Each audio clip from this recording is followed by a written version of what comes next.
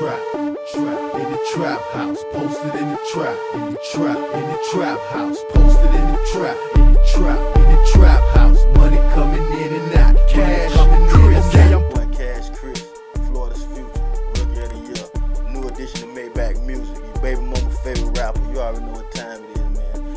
It's 2010, we about to set this bitch off right. Finna do this video with a hit for with my boy Ray. You already know what time it is, man. Let's get this thing going. Bam. Where I'm from, originally from Palm Beach. Moved to Orlando in 2000. You know what I'm saying? I had my homeboy moved up here when he got out of the army. He went to the National Reserves and shit. So he moved up here to Orlando. He met this dude, this producer named OZ the Deacon, that knew how to make beats. At the time, I was just in high school, you know, just doing my thing. People beat on the garbage can and I rap to it, you know, but I never really took it seriously. But he told me this guy knew how to engineer, knew how to make beats and all that. So I took a chance. I moved up to Orlando in 2000, November 2000. And you know, from then he made the beats, I rapped. We started this group called Takeover Records. And basically from there it was a collection of me, my homeboys that I met from, that I knew from Palm Beach. Shout out to J. Russ, Mr. Palm Beach. And a couple guys that we met up here. You know, we started making music and doing little talent shows and all that. But eventually I wanted to branch off and do my own solo project.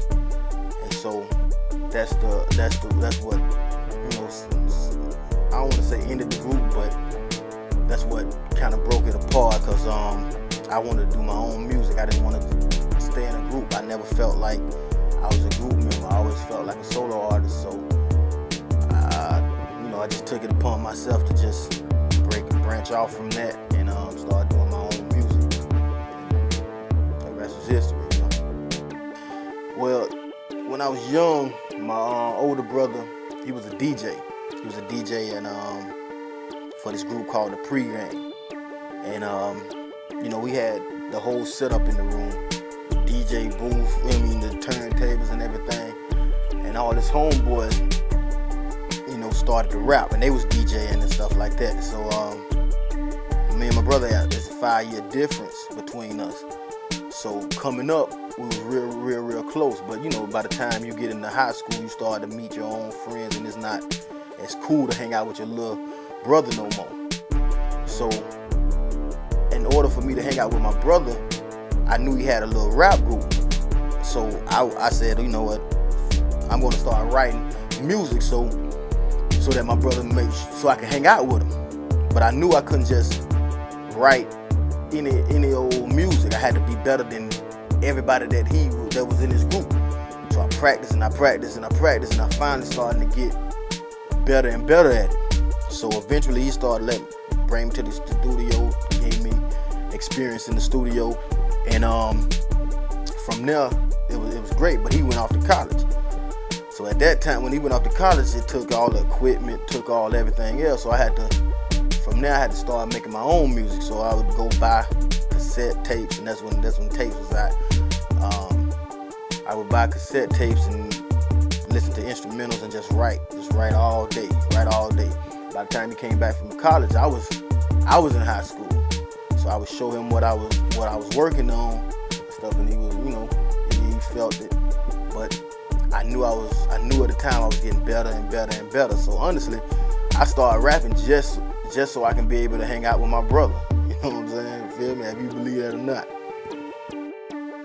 I got with Maybach. Like I was saying earlier, when I stopped working with Takeover, I was a free agent. So Takeover kept going, and they connected with a group called Block Movers. The CEO of Block Movers is named Pop Off. Pop Off was cool with this cat named Spiff TV. So when the whole breakup came, Pop Off would told Spiff TV that I was a free agent. So Spiff, you know, he was looking for an artist to to work with. So crazy thing, I got a text message on my phone that said Cash Chris mixtape hosted by DJ Khaled and Rick Ross. But I got it from Reek the Deacon. So I called Reek. I'm like, man, what's this text message coming from? He was like, yeah, man, this man named Spiff wanna do a mixtape with you. Now I called the number from the text message. Called the number and it didn't go through.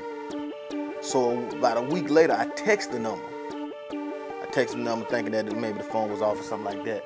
So I text the number, and after that, the Spiff TV texted me back, and he introduced me.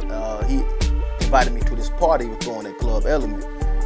He would bring DJ Khaled down. So I came to the party. DJ Khaled was on stage, and he was telling the crowd that they could recite the Lil Wayne verse in Out Here Grinding. Then he had this Johnny Dane watch that he was giving away. So a couple people tried to do it, nobody could do it. So I tapped Spiff. I'm like, man, let me get the mic. You know what I'm saying? So he let me get the mic. Now I'm an artist, so ain't no way in the hell I was gonna get up there and say somebody else's verse. You feel me? So I took the mic and I just took off. The shit is all on YouTube. You can check it out if you want to. You know what I'm saying? But so I grabbed the mic and I just took off freestyling. Whatever, you know. So Khaled gave me the watch, and from then me and Spiff had a good relationship. So Spiff, at the time, Spiff was DJ Nasty's right-hand man. So what he would do is he would get the hottest songs that was playing on the radio, and they would tell me to do freestyles to these songs. So I would do freestyles. I'd do freestyles to the song, and Nasty would play them on the 5 o'clock traffic jam here in Orlando, and that gave me a lot of notoriety. From there, it springboarded Spiff to working with all kind of artists. Seeing as though Orlando have a lot of artists coming in and out of the city, Spiff connected with Rick Ross, and they was promoting the Deeper Than Rap album. So Spiff went with Ross and videotaping and everything that he was doing, and shooting little videos for Ross. But at the time, he was playing my music for him. So I would get text messages saying, you know, Ross like this song, like Ross like that song. And then eventually I started getting phone calls. He'll be in the car, and he'll be with Ross, and he'll hand Ross a phone. Ross will talk to him. It's just, you know, basically just telling me, stay grinding. So, you know, that went on for months. So one night I went to Club Icon, got drunk, you know, fucked up and all that shit there. So I got home and I cut my phone off. That morning, when I woke up, I turned my phone on. As soon as I turned my phone on, like 20 messages come, like 20 text messages come through. Thank you, congratulations, and all shit like that there. So I'm looking at the phone crazy, like, you know what I'm saying? I don't know what they talking about. So the last text message was from Spiff. He gave me the link. He text messaged me the link to this website. Now, at this time, you know, I was just rapping. I didn't even know. I had a MySpace page, but I didn't know too much about nothing. Too much about the computer and all that. I didn't even know how to email at this time. So I went on to this website. It was World Star Hip Hop, and plain as day, you see Cash Chris signing Maybach Music. So I'm shocked, just like the rest. I found out when everybody else found out. So I get on the phone. I'm excited. I call Spiff. I'm like, man, what's up with this, man? He's like, yeah, man, Ross wanna sign you. And so, you know, a couple months later, the paperwork got sent down. After that, it was a done deal. You know what I'm saying? He came to DJ Nasty's birthday party. We sat down, chopped it up a little bit, and, you know, pretty much the rest is history. So it's crazy. I found out when everybody else did.